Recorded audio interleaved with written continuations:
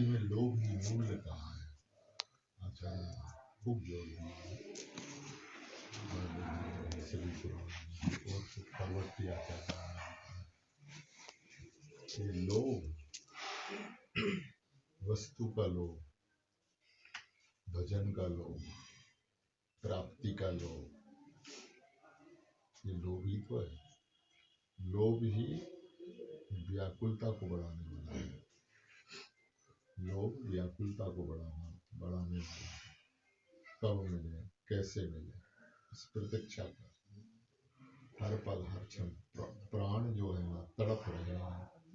दर्शन को नैना तपे, वचन सुनन को कान, मिलवे को हीरा तपे, ये के जीवन प्राण। गोवर्धन वासी शाम तुम बिन रहना मिला है। इतने आचार्यों के ऐसे पद हैं, भाव हैं। ये क्या है? ये लोभ है। लोभ के कारण ही कब मिले, कैसे मिलेंगे, तो व्याकुलता बढ़ेगी कि नहीं बढ़ेगी?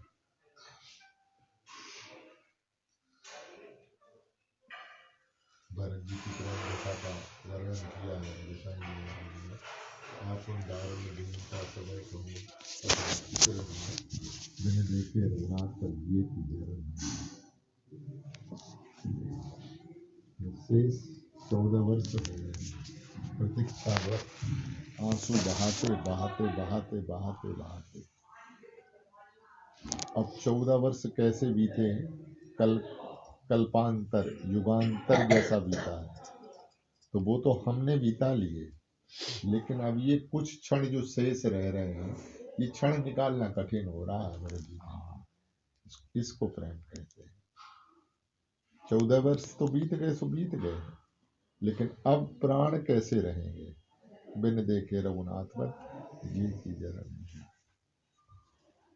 गोसाई जी लिख रहे, रहा एक दिन अब रहा, मात्र एक दिन 14 वर्ष में शेष है। और ये वचन दिए थे कि यदि सरकार 14 वर्ष में मतलब एक दिन भी अगर अंतराल आ गया तो भरत जैसा भाई जीवित नहीं मिलेगा। ये अनन्य प्रीति है श्री रघुनाथ जी के चरण। ये लोग है बिन देखे रघुनाथ पद, और साधक के अंतःकरण में ये लोग ही व्याप्त होता है। राधा वल्लभ कारणे शहो जगत उपहास, वृंदावन के सुपच की जूठन कहिए व्यास। ये सब कुछ स्वीकार है।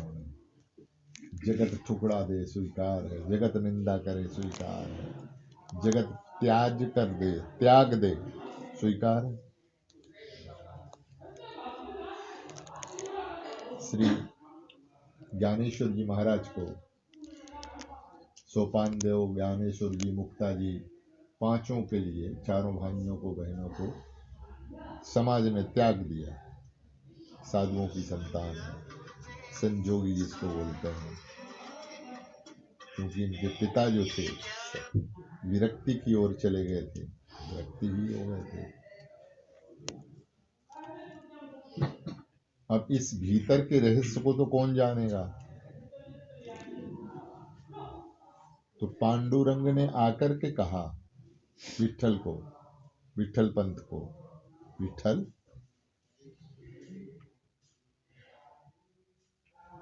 तुम गृह का त्याग नहीं करोगे, मेरी आज्ञा है, तुम गृहस्थ धर्म को पालन करो।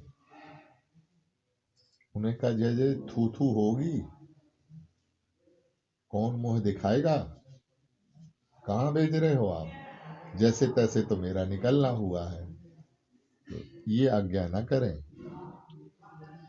बोले कुछ भी हो मेरी आज्ञा है, तुम पुनः गृहस्थ में प्रवेश करो। हमसे ये नहीं देखा था। ठाकुर की वाणी को कौन त्यागेगा, कौन छोड़ेगा? तो पुनः है मतलब हम आना चाहते हैं इस रूप में। श्री ठाकुर जी ही तो आए इस रूप में, ज्ञानेश्वर के रूप में, कोई दूसरा थोड़ी है। पुनः ये चारों के रूप में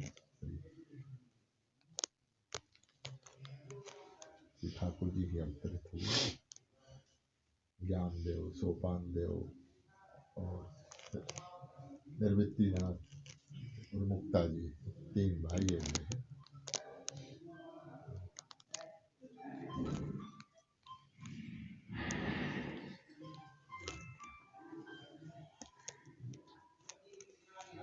क्या कह रहे थे हम?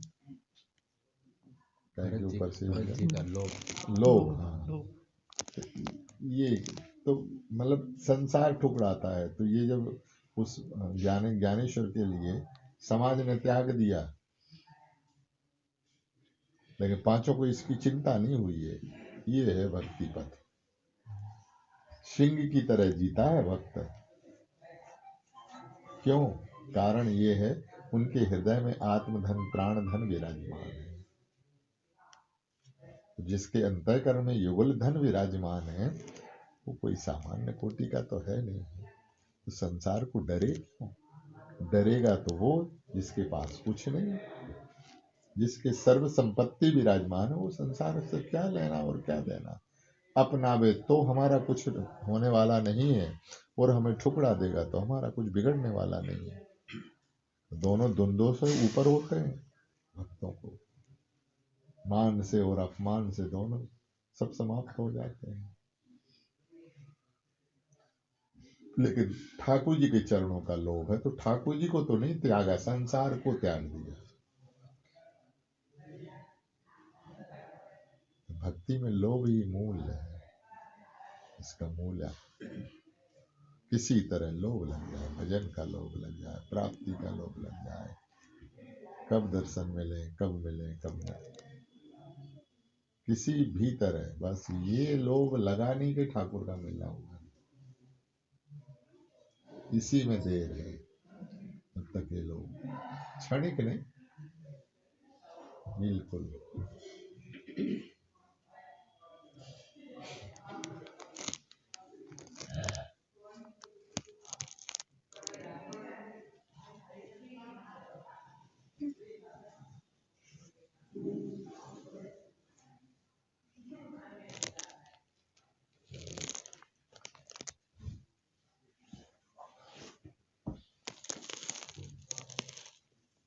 कान लगा करके गोपी जो है ना, अपलक नेत्रों से निहारती हुई मग में बैठी, यमुना जल भरने को गई। लेकिन अब आने वाले हैं, अब आगे नूपुर की धुन सुनाई देगी तो संकेत मिल जाएगा कि प्यारे प्यारे आ रहे हैं। टकटकी लगा के श्रवण करने की नूपुर धुन को मन चंचल के लिए शिक्षित है। कोई गुरुजन स्वजन पहचान न लें, हाव भाव को देखकर इस भय एवं संकोच के बस वह कभी गृह कार्यों के न रहने पर भी कुछ न कुछ किया करते गए। काम न रहने पर भी बहाने के लिए निश्चिंगार करने लगी एकांत भवन में। अब ये सुनने में समझ में नहीं आता, अटपटी बात है नहीं, ये भाव लहरी है, उन्माद है इस समय। अब ये कोई दूसरे की दशा नहीं है, ये खुद की दशा का वर्णन कर रहे हैं। ये भाव लहरी है, ये उद्दीपन हो रहा महाराज जी को। भाव उन्मुख दशा है, कोई है नहीं है वहां, सिर्फ कुटिया में है। ये तो महाराज जी सबको फाड़ के जमुना जी में बहा रहे थे। तो बता दे, परिकर ने उनको संभाल लिया। गुरुदेव कहा, गुरुदेव आपके लिए तो कुछ नहीं है, तो हमारे सबके प्राण हैं, ऐसा न करें। उस जो हो गया वो हो गया, मेरी वस्तु है बाहर, बड़ी मुश्किल से वो रोक।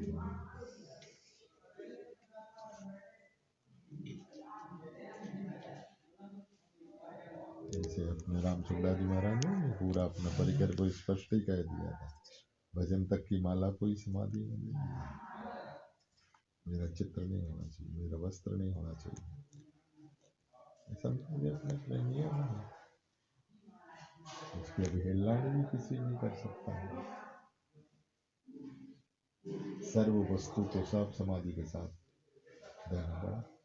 अज्ञाति पहले युग के वसीयत कर लेते, ऐसा नहीं। मेरे पीछे मेरी कोई छवि नहीं होनी चाहिए, मेरा उपरणा भी नहीं होना चाहिए, मेरा अंग वस्त्र भी नहीं होना चाहिए, मेरी सुमरणी भाजन माला भी नहीं होनी चाहिए, सब मेरी समाधि।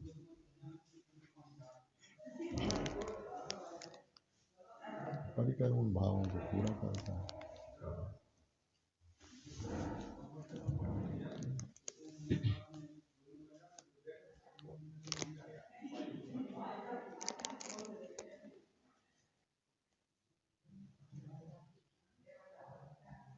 भाव में श्रृंगार कर रही है गोपी, सुबह से लेके श्रृंगारी दोपहर तक श्रृंगारी पूरा नहीं हो रहा, उन्माद है।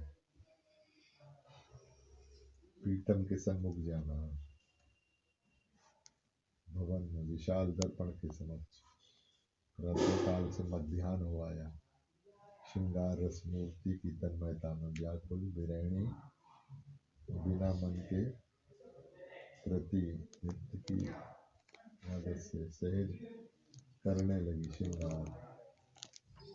विमल दर्पण में श्याम को देख नहीं पाती, मन को तो नेत्र मन अधीन होकर काम कर सकते हैं। नेत्र अश्रुपूर्ण अपलक खुले हुए हैं, अस्त व्यस्त बैठी हुई है, व्याकुलता का परिणाम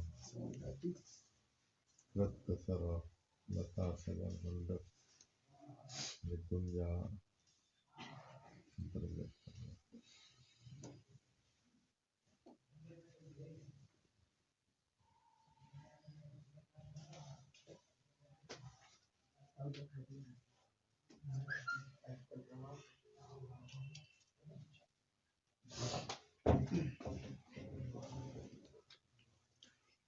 सब लोग, 10 बज गए बुझ गए जी।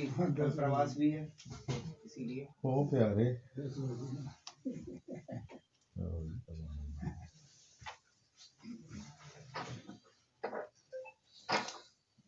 बड़ी जल्दी बजी।